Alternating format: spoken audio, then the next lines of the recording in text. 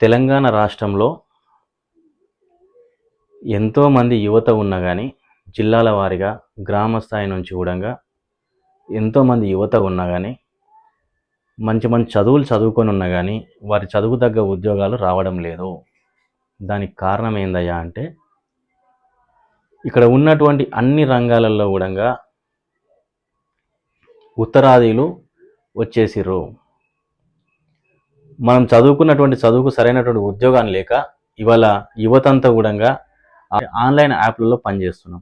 ఈ ఆన్లైన్ యాప్లలో పనిచేయడం వల్ల వీరికి ఎట్లాంటి హెల్త్ ఇన్సూరెన్స్లు ఉండవు, ఏది కూడా వర్తించదు. నీవు పని చేసుకున్నంతసేపు చేసుకోవాలి, లేకపోతే నువ్వు ఇంట్లో ముదురుకొని పడుకోవాలి.